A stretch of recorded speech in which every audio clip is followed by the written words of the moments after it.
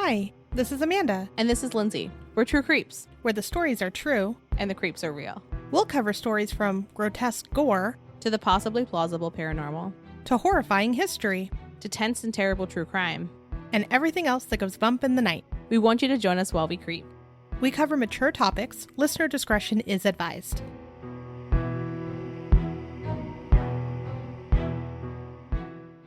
Hello, everyone. Today we are going with a classic. We are going to talk about creepy dolls. Yes. Lindsay's favorite. She loves dolls. Oh, yeah. I've always loved dolls. No, actually, as a child, I very vividly remember being like, I am a baby. Why are you giving me a baby? I am too young to raise a child. And that child being the doll. Well, do you like dolls, Amanda? I carried around an E.T. doll, so I was that kid. I really liked Ghostbusters toys. And my brother had like the firehouse. And he would go to school because he's 2 years older than me. And I'd be like, who you gonna call? Who you gonna call? So that was like as close as I got. Or like, I like Barbies, I guess. But like, young Lindsay was like, who you gonna call? I like doing the Barbie hair / giving them like mohawks and shit. So I feel like my queerness was like deep seated. And so I love masculine energy. Let's give Barbie a buzz. And so they were getting haircuts. I wanted butch Barbie dolls. Cute. It's what I wanted. Pretty. You're welcome. I also cut the tails off the horses. Why? I don't know. I also, this is completely irrelevant, but I was a weird child. I fed our VCRs because I thought they were hungry. So I was like, jelly toast, baseball cards, pizza. My parents were thrilled. How many VCRs did you guys buy? Did you go through one like a week or? They were also like way more hardy than things are now. You know, now you like look at like a DVD player and it's like, ugh. I couldn't possibly. But I don't know. I was a child. Anywho, dolls. So we're going to talk about a few different dolls, a little bit about them being creepy, a little bit about why. We've got some stories. Later in the episode, Amanda has something that is written down on our outline as, quote, surprise stories for Lindsay, which I feel like are going to be haunted ocean dolls or alien dolls. What is a haunted ocean doll? I don't know, but Amanda loves when my face falls and she can like see my fear. I can sense your fear. She's nodding her head right now. And I feel like that's what it's going to be. Like it's designed to scare me. Isn't that the point in what we're doing? It is, but I feel attacked. So once, when the Titanic sunk, they found a doll that they saw roaming around still. That's the only ocean doll I could think of. And that doll was inhabited by an alien. Yeah. It was alien technology that was manipulating the doll to move. Oh. And it somehow ended up in Atlantis. Oh, well, I do like Atlantis, though. So. Yeah, but that's where the ocean aliens live. Fuck. I just can never have nice things. You can't. Also, for everyone that's been listening, we have a small request. We would love if you would take a couple minutes to write a quick review on Apple Podcasts or iTunes. If you do, we would be happy to send the first 20 people a sticker as a thank you. Yeah, and so just if you do leave a review, shoot us an email with your mailing address as well as the review, and we'll send one. Our email address is truecreepspod@gmail.com. Reviews help us out a lot, so we'd very much appreciate it. So, Lindsay, what exactly is a haunted doll, and then how do spirits connect? Well, haunted dolls are dolls that are haunted. That's the scientific explanation, yeah? Yeah, I thought so. So, haunted dolls are dolls that are thought to have a spirit or a demon inhabiting them. Happens. Which, interesting. There is a paranormal expert named Jane Harris. She's actually like kind of popular in the haunted doll community because there's a haunted doll community. Didn't know that before I started researching this. I was just like, haunted dolls are haunted dolls. But so one of the things that she said was that, quote, most of the time, the reason a doll becomes haunted is because of unfinished business. Which feels like classic ghost stuff, right? You're like, oh, you have unfinished business. That's why you're sticking around. Right, anything. Why anything is haunted. Yeah, that's why anything's haunted. And so I think it's interesting that like we think of like a house being haunted, right? And like doors slamming and stuff moving and things like that. If a house can be haunted, why couldn't a smaller vessel be haunted? What I found interesting too is it's not just dolls. Sometimes there's like haunted chairs and like haunted lamps. There is a set of haunted chairs on eBay where it's a married couple, like a husband in one chair and a wife in the other, and they're selling them as a set. But why? Like, why would you want to haunt a chair? I don't know. You like butts? That's all I've got. That's the only reason I can think you would inhabit a chair. You're a butt ghost. Okay. Did you hear me say yes? Because I'm laughing at myself. Okay.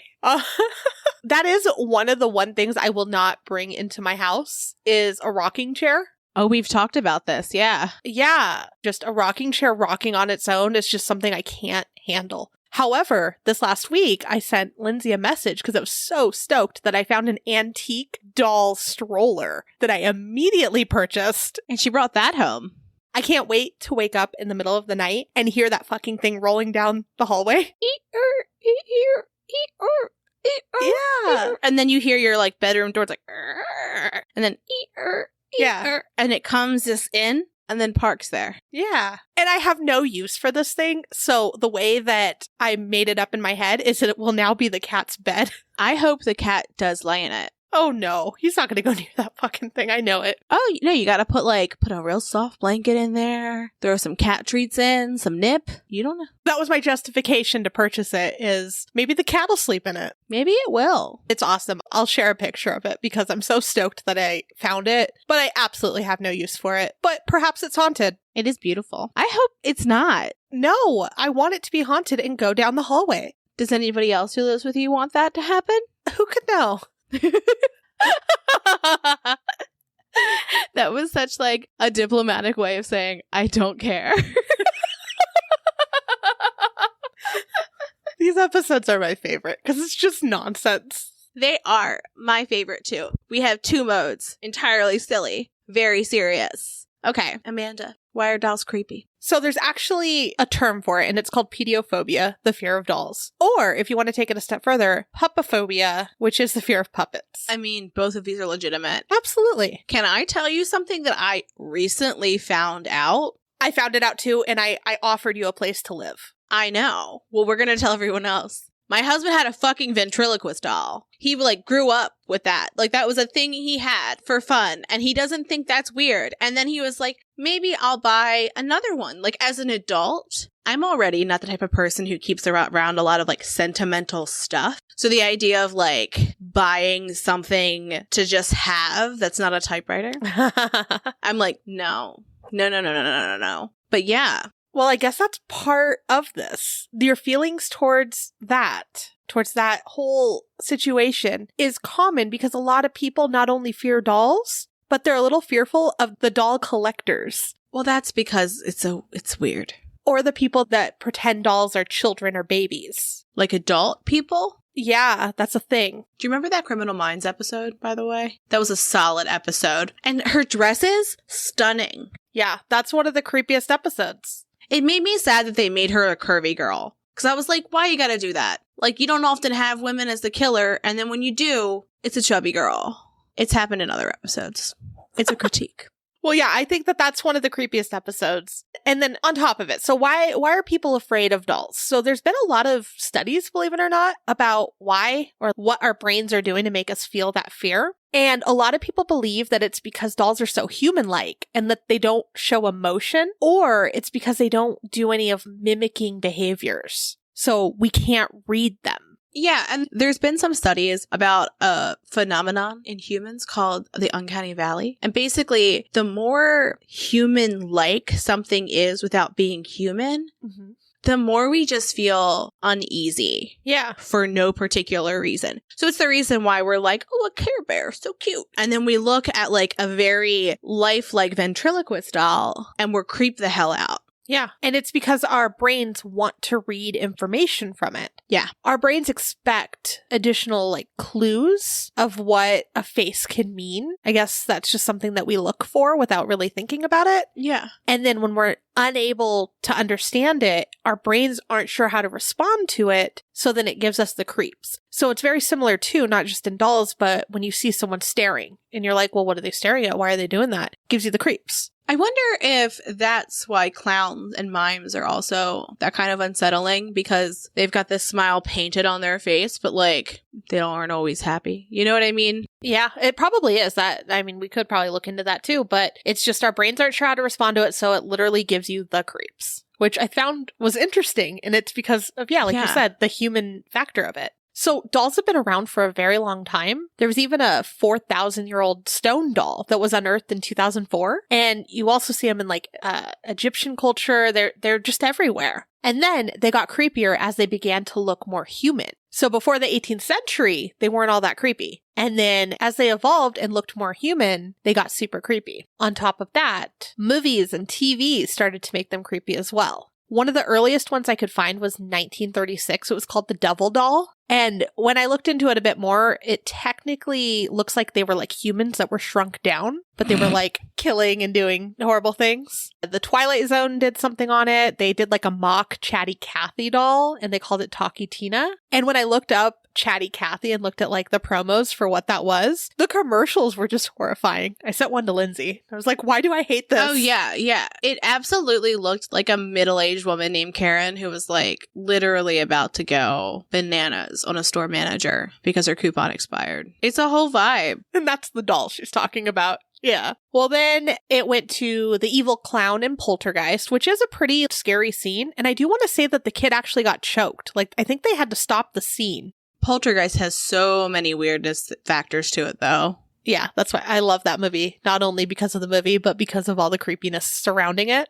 Yeah. From there, everyone knows about Chucky and the whole Child's Play series. Well, and Chucky's actually based on Robert the Doll, which I thought was interesting. A bit. Yeah. Or Buddy, too. I think there is another Buddy doll. Well, Robert the Doll, too, we actually went to Key West where he lives on our honeymoon. Oh.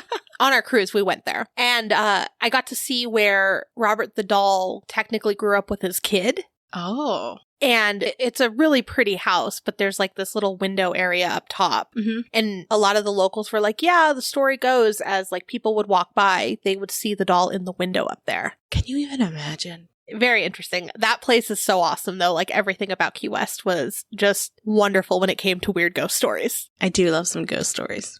Yeah. I also, I find that whole story very interesting. We're not going to cover it too much more on this episode, mainly because a lot of people have heard about Robert the Doll. We wanted to cover some lesser known ones. Yeah. But definitely very interesting. Well, what recently put creepy dolls back in the spotlight was Annabelle and everything surrounding her. And just a quick touch on her, she was actually based on a true story, and she was a Raggedy Ann doll, which is really interesting. I had one, I think, when I was little, a Raggedy Ann. Yeah, I feel like a lot of people did. Yeah. And what's interesting, too, is Ed and Lorraine Warren had her in their occult museum in Connecticut. And I actually once was on a business trip in Connecticut and tried to go, but it was closed. It was before Lorraine died. Now that she's passed away, their son-in-law has taken over supervising all of the items, and it's closed to the public due to traffic concerns, which is very, very sad. But I did read something that said that they're actually trying to look for a new location so that they can move all of these items. And so hopefully one day we can go see all these creepy items. Well, maybe they'll take a page out of Zach Baggins' book and go the Vegas route. That would be much closer, and I would very much like that. However, can you imagine traveling with all those creepy items? What if one got misplaced? Yeah, the kind of travel that you would have to do, and that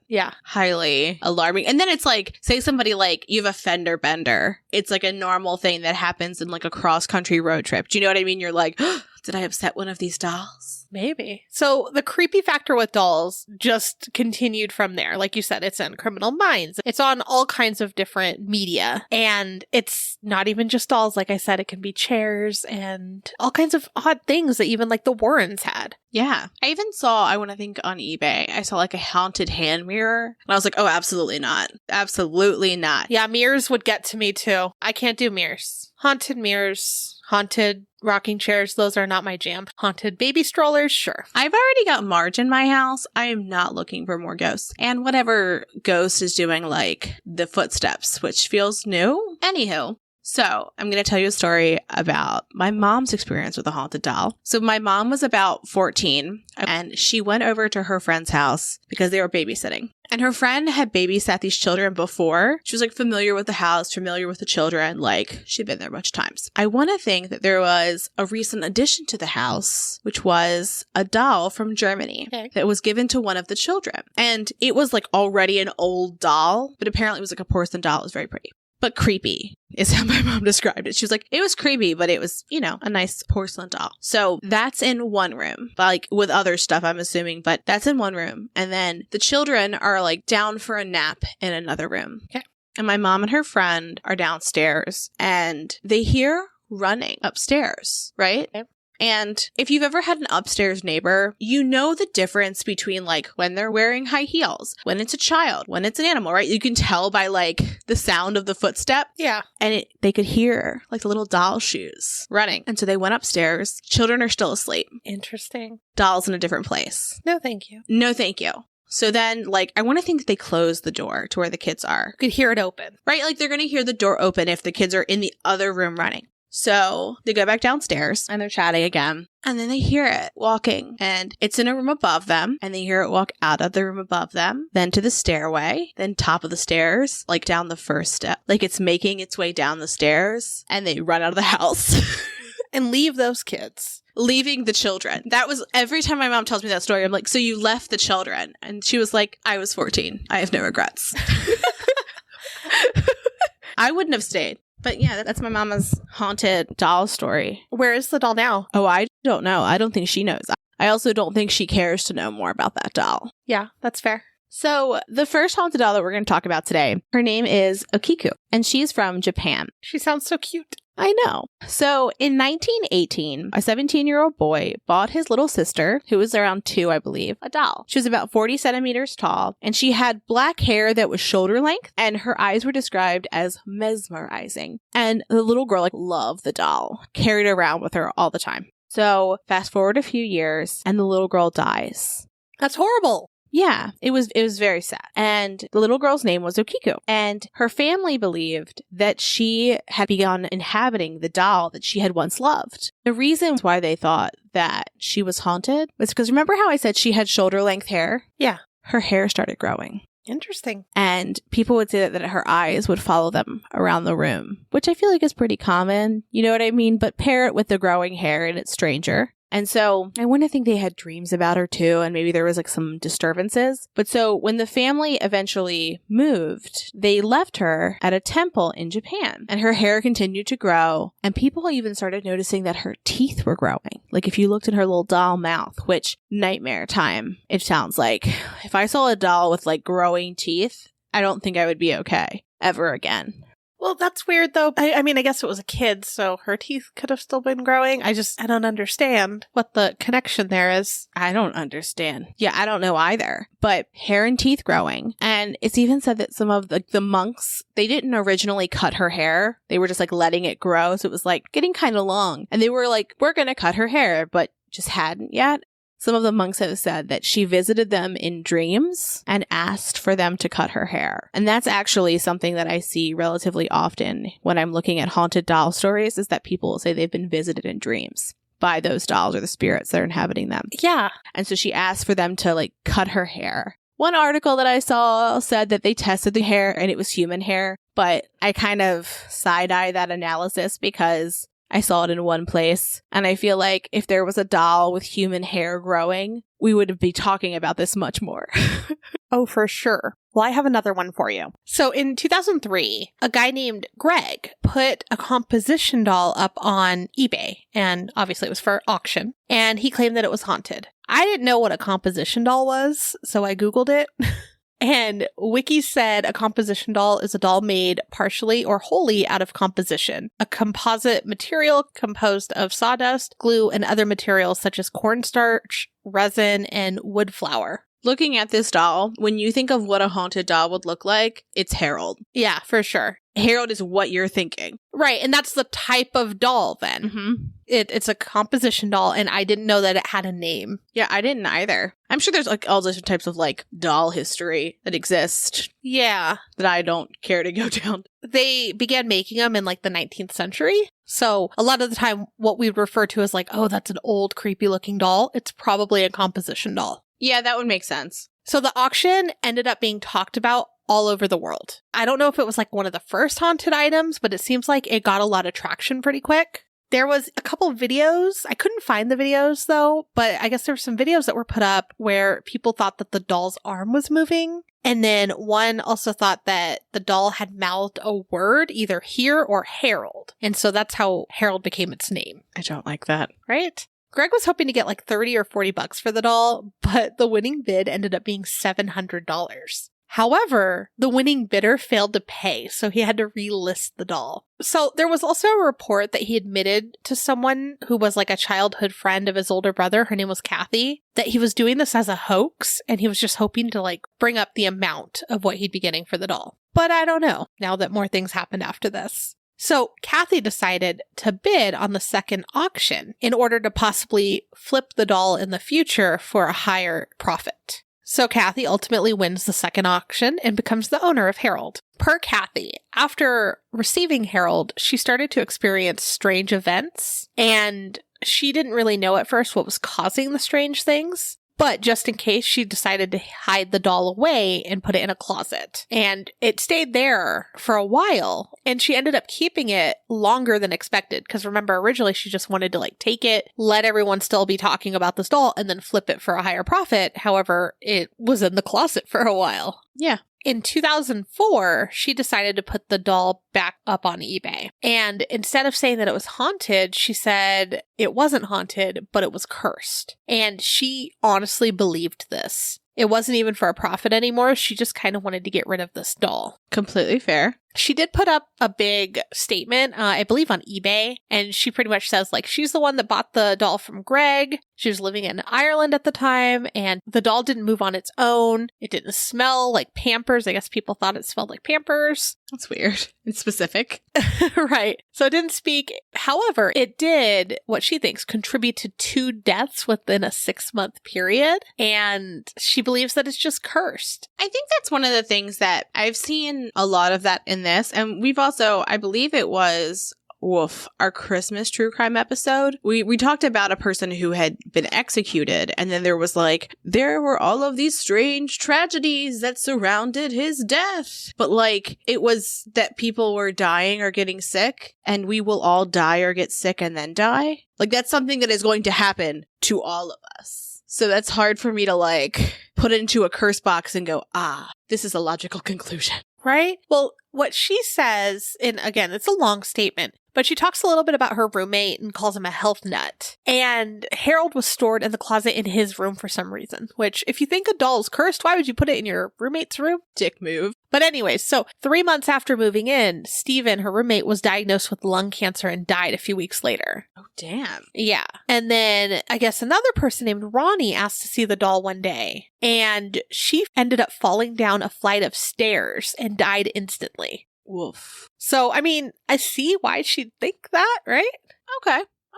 So Kathy has the doll up for auction, and there's a man named Anthony Quinata who found the auction as he was looking for other haunted items on eBay because he was researching for a book he was planning on writing. And what he wanted to do was take all the items that he won, run EMF tests, EVP recordings, and then have them read by a friend who had the ability to read energy of objects while holding them. Her name was April. And Greg recalls originally seeing the eBay post and laughing. And what I think he was trying to do was to try to find out like what he calls it the reserve was for the doll. I don't quite understand if he was just trying to find what her like ultimate ask would be. Well, he puts a bid down. And what he mentioned on one of the articles is he was trying to figure out how much Kathy's reserve was. And Kathy emailed him asking why he wanted the doll. And he just said, "Oh, I'm just curious about the reserve. Good luck selling it." And then she mentioned like her experience with it and that she believed it was cursed.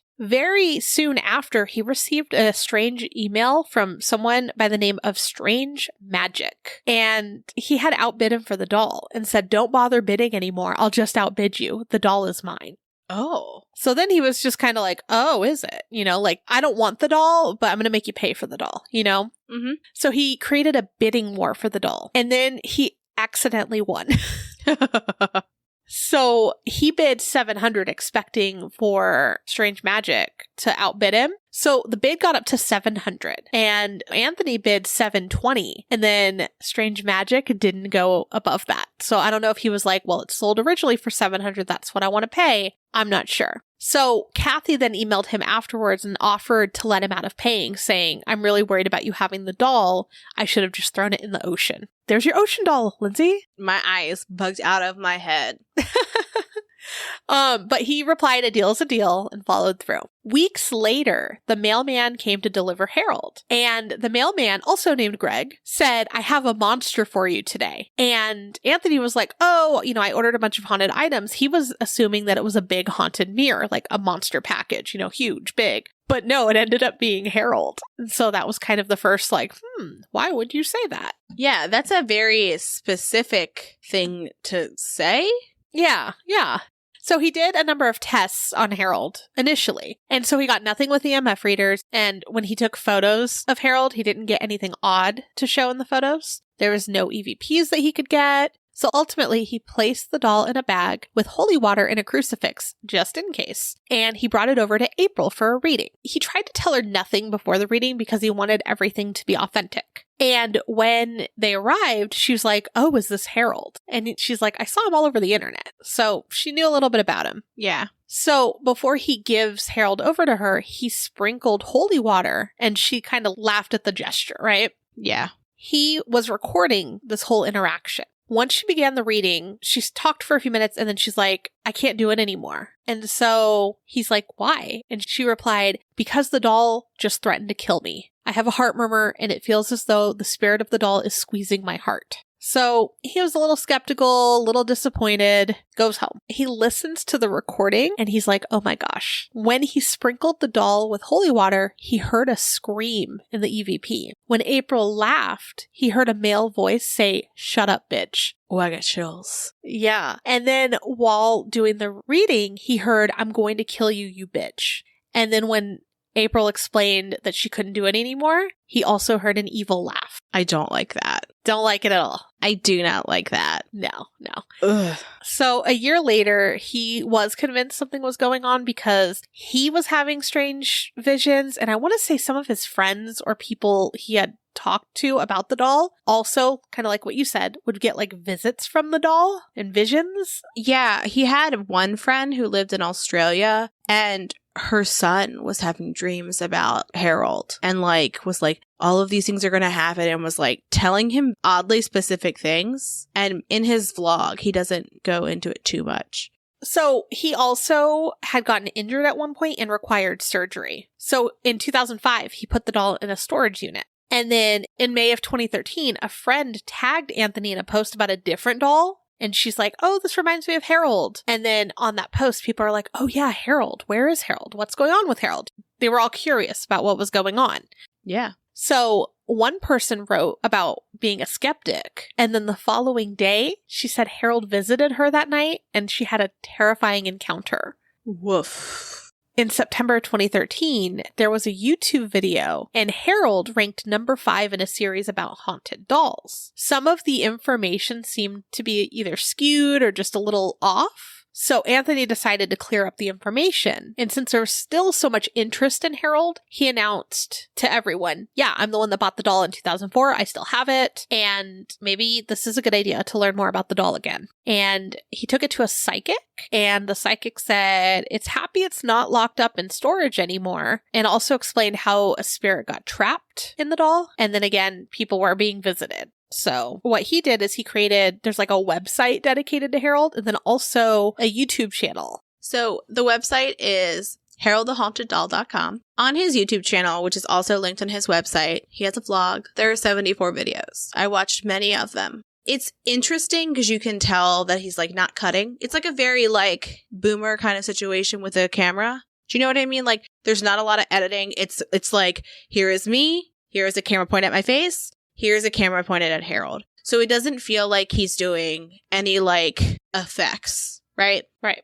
And so very often in the videos, you will see orbs all around Harold, which is kind of creepy. And so a few things from these videos. What he would do is he had a flashlight, and I believe you had told me about this yesterday, but he unscrewed the back so like if the slightest pressure would turn the flashlight on and off. I don't know for sure if he did that, but it's a very common practice when ghost hunters and various different people use them for that sort of thing. Yeah. They'll unscrew the back of the flashlight just enough so that, yeah, like you said, the slightest bump will turn it on. Yeah. So he has a vlog, and it's on YouTube. It's also on his website, haroldthehaunteddoll.com. And he talks numerous times about, there's some people who want to prove that a doll is haunted. What he kept saying was, I want to know what this doll's history is, and I want to unravel the mystery that is Harold. And if possible, help what's in there, which is a little bit of a spoiler alert for something that we're going to talk about in a moment or two. So I think this is what he does in one of his first videos. He's very transparent in everything that he does. He doesn't seem as though he's trying to convince the viewer that Harold is haunted. He's trying to document instances. Yeah. Which to me is all the difference in your credibility. Right. Because if you're trying to convince me the doll is haunted, you're way more likely to do like tricks of light and that kind of stuff. But so I'm pretty sure, because he shows you what he's doing with the flashlight. And I think what he's doing is unscrewing the back so that you just put a little bit of pressure and then it would like flash on or off.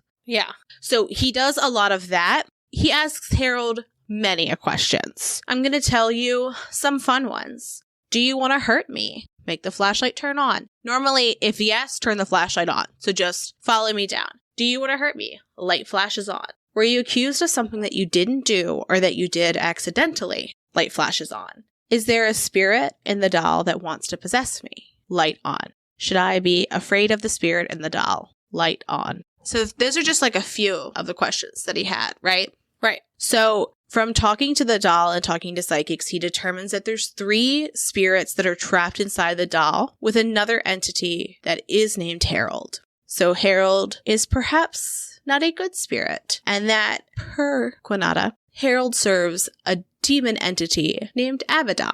My personal experience with Abaddon is from Supernatural. She's a fiery ginger, and I love her as a character in the show.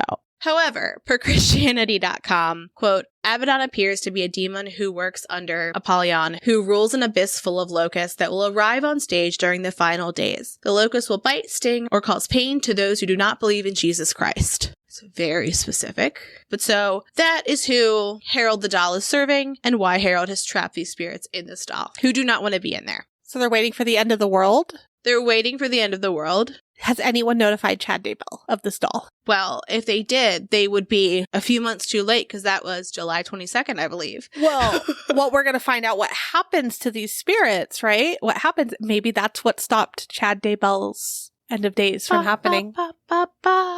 Okay, so along with the flashlight, Quinata used, as Amanda mentioned, an EMF reader. I didn't really see much action with that. Mm-mm. And he also used something called a REM pod. I love those. Which I had never seen before. So basically what it does is it creates like an EMF field, and there's 4 colored lights, and how close you get to the antenna in the center is the color. So like if you're within an inch of it, it's one color. If you're within 2 inches, it's another color. If you're touching the antenna, it's another color. It also makes some cute sounds. So he would ask Harold questions and then it would go on and off. It seemed to be more sensitive than the flashlight. Interesting. He would also use a spirit box, and sometimes it seemed like he would get answers from that. Listening to someone use a spirit box through a YouTube video is something I never want to do again, because it's just like scratch, scratch, scratch, scratch, scratch, scratch, scratch, scratch, blah, blah, blah, blah, scratch, scratch, scratch, scratch. And I was like, no, I don't like this at all. But anywho, some experiences that people have had with Harold. They have heard aggressive voices. Some people, again, have seen him move. In some of the videos, his eyes appear to be red, like when he's angrier. Yes. And I don't know if that's lighting, but it's definitely something worth noting. Also, some people say that they have had back pain in relation to him. So this includes one of Quinata's friends, but also a paranormal research team that did a reading on the doll reported back pain and migraines, and they think it was because of the doll. Other folks have claimed unexplained injuries, and then, this hurts my heart. He had 2 dogs. He had a dog named Chance, who he thinks died as a result of Harold and something he did, which hurts my heart. Yeah, I feel like they can mess with people, but when they mess with animals, that's what gets to me. Yeah, there's another doll that we were going to cover, and I started reading a book about that doll, and the writer of the book, her name's Jane Harris, says very early on, like, a lot of people who have not even met, but who have just thought or saw this doll will find that soon after something happens to their pets. And so I was like, Amanda, we're not talking about that doll. I'm not even going to say her name. Okay, fair. Because of all of the dolls, she's the one I believe in.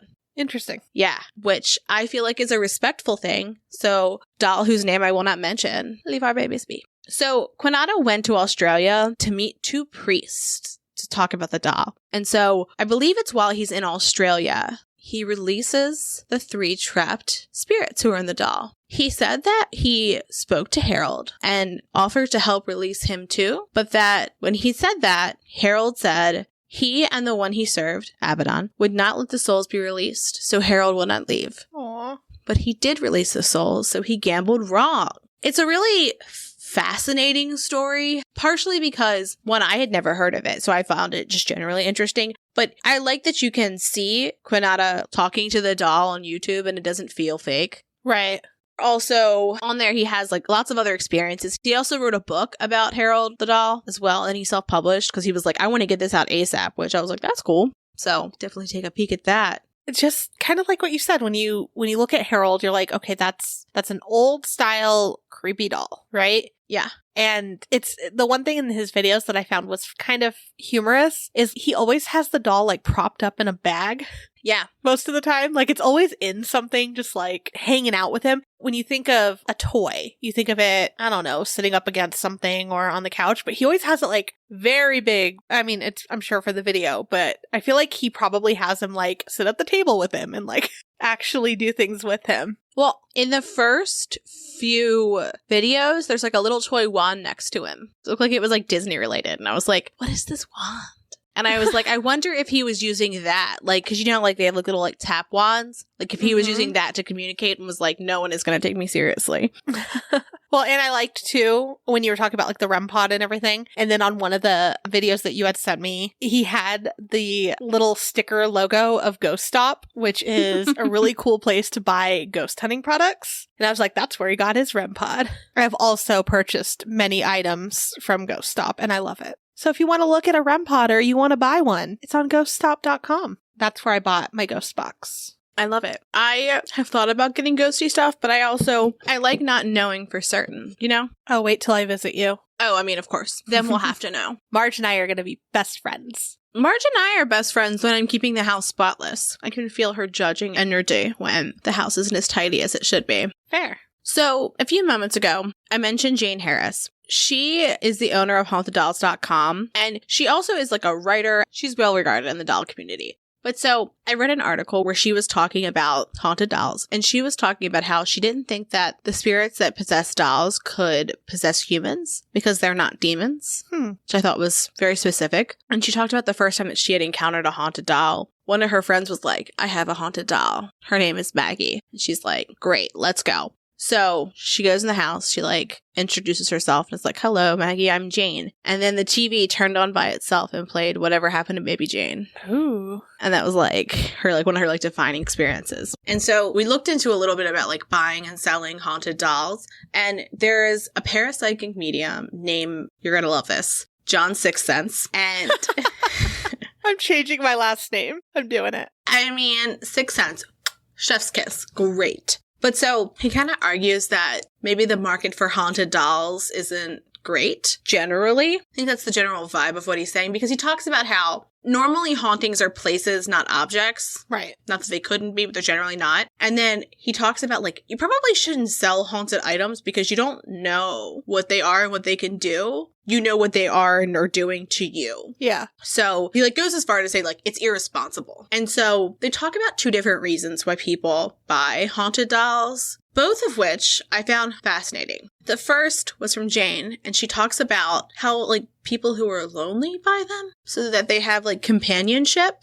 Yeah. Or, I mean, easier, they could just rescue a dog. Yeah, there you go. And then no haunting necessary. No haunting and a lot cuter. Yeah. I guarantee that. Yeah. And John Sixth Sense, because I need to say his full name. Yeah, of course. He suggested that haunted dolls that are legitimate. He wonders if paranormal, research teams who are going to different haunted places, if they'll bring haunted dolls with them to make, EMF readers go off and stuff like that. Oh. So that it looks like the place is haunted, but it's the doll! Blew my mind. So next time we're watching a ghost show, we need to look for a doll, or if they brought their haunted chair with them. Where's that doll? Who knows? Nothing is safe. Okay, so we looked on eBay. We found some fantastic haunted dolls to tell you about. Oh man, they're awesome. We're going to include links to them and pictures on our social, as we do, because we want to give the fine sellers at eBay their due credit for their dolls and the histories that they have uncovered about their dolls. It's a lively bunch. They are a lively bunch. So we're going to post pictures of the two that we're going to talk about, but we're going to post some other ones on our socials because we're fascinated by these, and I think they're super interesting and super creepy. And I want to say, too, there's some that they paint their eyes black or take out their eyes or they throw fake blood all over them. And you're like, that's just a little too much. eBay is a treasure trove of haunted dolls. Not only are there pictures, obviously, right? You need to see the haunted doll that you will be purchasing, but there's also lovely descriptions. There's one doll named Minerva. She was from a user named Terry Garcia _52, and Minerva has been sold. So before you get your hopes up, this is what she says about her. Minerva prefers to be called Minnie or Aunt Minnie. I don't like that. Many thought she was crazy, but she gave to others wholeheartedly. She loves children and animals and feels safest around them. She prefers a home with a female. She is guarded and afraid of men due to childhood trauma. She loves adventures and traveling. When around, you have vivid dreams of far-off places. She's a positive energy, yet at times a sense of sadness and loneliness. Much love and care will be taken during the packaging and shipping process. And also, I must tell you, Minerva is a baby with a bunny's body. Oh. See, I think that's just weird when they do that. I don't know. It makes it less frightening in a way. It looks frightening, but I feel like they're trying really hard to make them frightening sometimes where I'm not saying I want to buy a haunted doll. I don't want one. Oh, yeah. But when they throw black paint at them, or if they throw fake blood at them, or change their bodies into, like spiders. Generally, when I'm looking at haunted dolls, as I do now, the ones that look like they're decorations for Halloween, I don't even look at. Because the odds of a Halloween decoration being that's what the spirit goes into, I don't know. I typically look at the ones that look like dolls. Minerva, for example, there was a time when people would do that weird baby face on an animal body because they thought it was cute, and what it was is hauntingly terrifying. I just think of Toy Story. Yeah. But we'll post a bunch of them on our socials so you can see them. And honestly, I don't foresee a time where I'm going to stop sharing these because it's just going to be a thing now. It's just you're going to be scrolling through Instagram and you're going to see different haunted dolls because I need people to know about these. I need people to be afraid with me. Right. And if you've ever bought one, we want to hear about it. Oh my God. Please do. Please do. No judgment. I just want to know everything. Unless your doll is going to curse my animals, then you can just fuck right off. Right, right. Well, and there's a lot of sellers that specialize in haunted dolls. And I know you had sent me an article on one that basically said how they get all of these haunted dolls, because that was a question that I had is if they're a typical seller on eBay that sells haunted dolls, how does one come across 20 haunted dolls? I know. You must look at the reviews of any seller to see if they are legitimate. And the few that, the couple that I really deep dove into, their reviews were great. People were oh my gosh, Heather was exactly what I expected. So was Maria. See what I did there? And nothing but greatness. But they'll also have reviews from people who they have bought things from. And those were a lot of times I saw them purchasing haunted dolls. I also saw another seller where he had posted one haunted doll, and then people were I have haunted dolls, please take these, I don't want them, and would send them to him because they didn't know what to do with them, because it's kind of unclear what do you do with a haunted doll. I also didn't tell you about this, but I'm thinking about it now, so here we are. I looked on Reddit for haunted dolls because I felt like that would be a great place. And there was one user who she had a haunted doll and she had dreams of the doll asking to be buried. What? Yeah, which apparently is unusual. But I was like, that's very specific. Did she bury the doll? I believe she did. She had like a whole little ritual. Interesting. Yeah. Well, I guess that kind of solves how they get so many of them. Yeah. Okay, are you ready to ruin me with whatever you have to ruin me with? It's not that bad. So I had a surprise for Lindsay and I had it all in my head. And I was going to start out too with you will be receiving a package on Friday or Saturday. Oh God. Oh God. Oh God. Oh God. And I wanted that reaction there. I wish I would have screenshot that. Oh no, I am nervous. And is it a haunted doll? Maybe. Is it something else just as ridiculous? Most likely. Oh, I'm going to open it outside of my home. I mean, I just want to keep you guessing, and I just wanted your reaction, and I'm really sad that I didn't get a screenshot of that. So now I know to like be vigilant and to open things outside because I feel like Amanda has sent me something haunted now.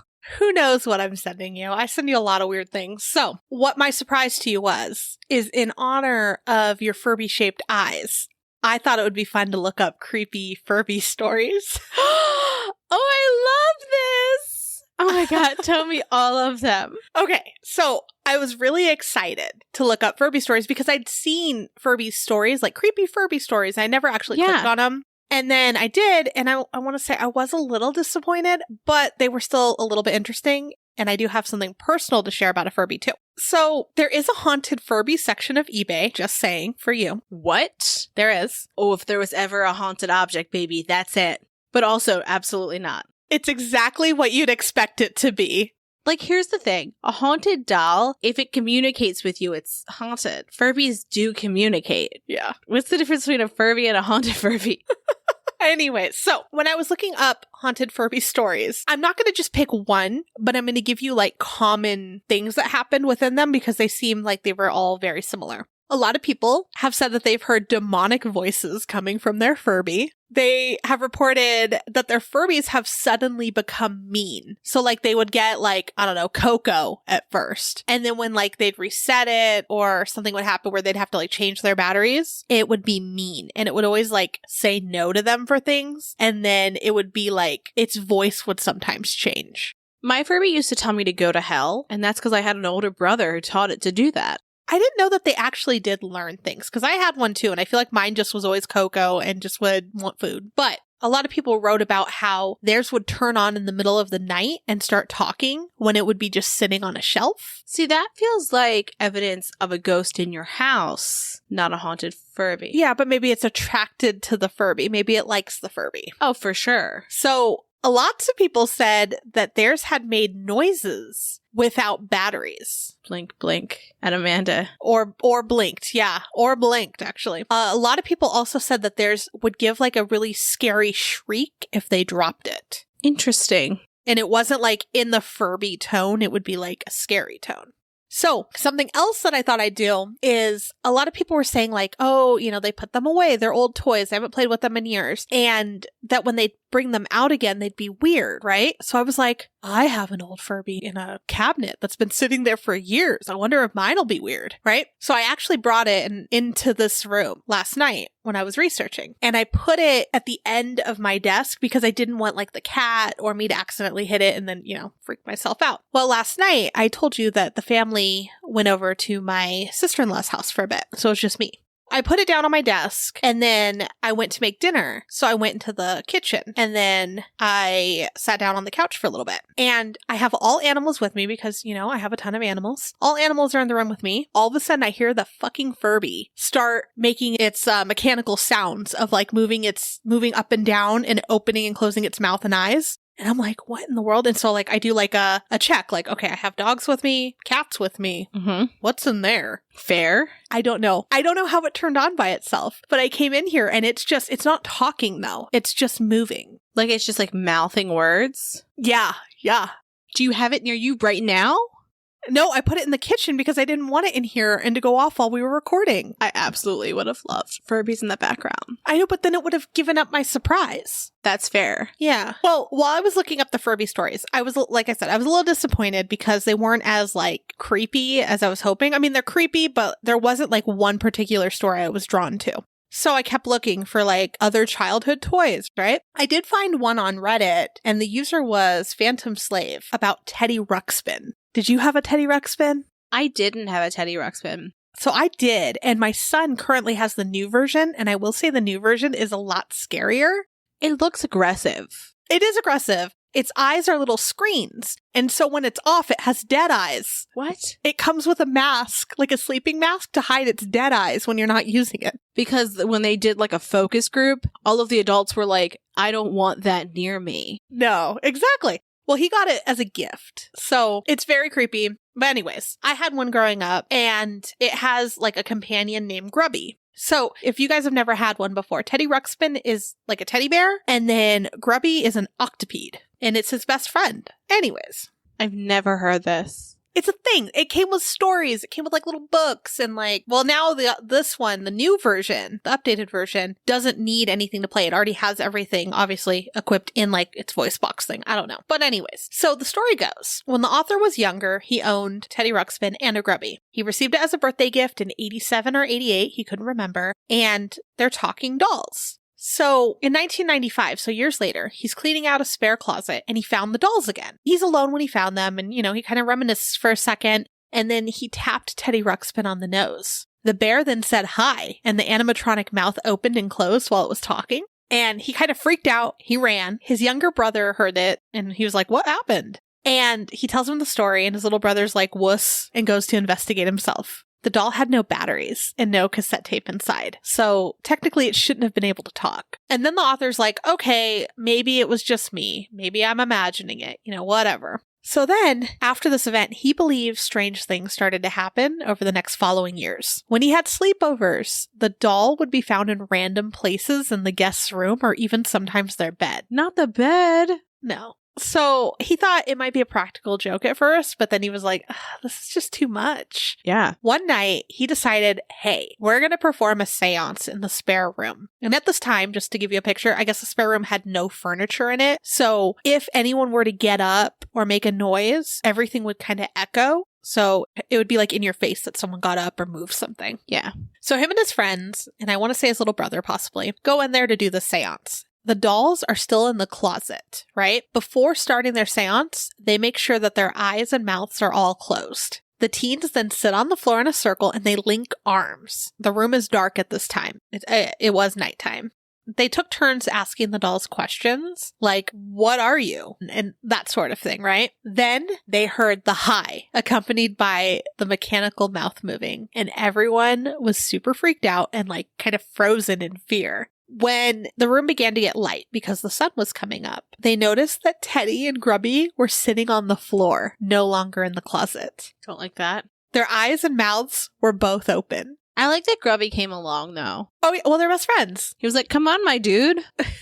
Let's scare some kids. So, when they had the courage to move again, they all ran out the room. He remembers closing and locking the door and running outside. They ran to one of the friends' houses. I guess they lived like super close, right? Then they decided, we need to destroy these dolls. Something's not right. They return with matches and lighter fluid, only to find a note. And I assume it's from their parent. And it says, Jonathan, I saw those dolls you left on the stairwell. Took them with me to donate to a local shelter. Great. Get them out. But also that poor shelter. No, creepy though. They locked the door. Oh, yeah.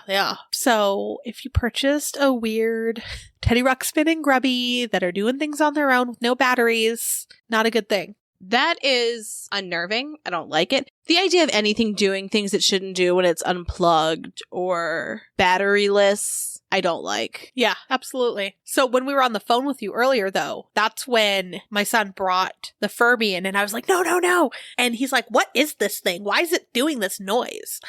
I did hear him go, what is this? And he was mad about it. He didn't understand what it was or why it was there. I would think that he would like it. He said it was weird. He's not wrong. He's not wrong. I still love them. I think that's why I love them, is because they're cute but creepy. And that is everything I try to be. Everything I want to be. Cute and creepy. Perfect. Well, if you look up haunted Furbies, yeah, like I said, there's an eBay, there's YouTube videos, there's all kinds of stuff. Amanda, would you haunt an object when you die? If so, what object? I can't think of a fun object that I'm like super tied to that I'd want to haunt. Or like, I don't know, what happens when that object ends up at the dump and then you're just like a dump ghost? Dump ghost. I wonder how many ghosts are at the dump. I don't know. What about you? Okay, well, I was thinking a typewriter, but then you said like dump ghost. Although I hope there's no typewriters at the dump because that hurts my soul. I would also like, here's my thing. Maybe I should be afraid of death, but I'm not. I'm just like, well, it's been real. My student loans are done. I'm just like, it's going to happen eventually. So like the idea of like having unfinished business, unless I'm murdered, I feel like I wouldn't want to haunt anything. But if I'm murdered, I'm thinking a typewriter. Like, let's be efficient. Like, I'm going to tell you exactly what you need to know. And like, there's no mistaking a fucking haunted typewriter. I wonder why I have not seen any yet.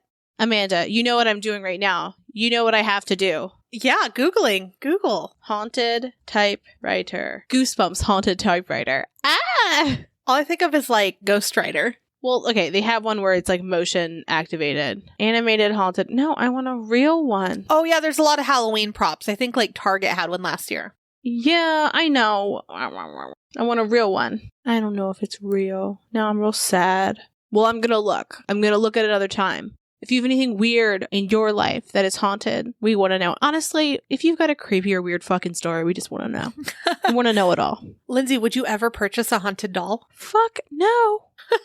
Absolutely not. You don't bring ghosts into your house on purpose. Well, sometimes they just get delivered to you. You open packages outside. And it haunts your porch. And you say, great, thanks. Then you put it in your car that you never clean. And then you got car ghosts. You're just going to be infested in ghosts. Just infested, like up to my ears in ghosts. So, house that I live in was built by my great uncle, had one set of owners before us, Marge, and her husband, John. I think that she would be very offended if I brought another ghost in. She'd be like, I didn't even live here. Maybe she wants friends. You don't know. And maybe you'll find out this weekend when you get the package. From everything I've heard about Marge, she absolutely did not want any friends. Poor Marge. Marge's gonna Marge. And with that, we will see you next week. Bye. Thanks for listening. For more information on our sources, please visit our website, truecreeps.com. If you'd like to follow us on social media, you can follow us on Instagram at TrueCreepsPod, on Facebook at facebook.com/TrueCreepsPod, and on Twitter at TrueCreeps. We'd love for you to keep creeping with us. So if you like this episode, please subscribe, rate, review, and share the show with your fellow creeps.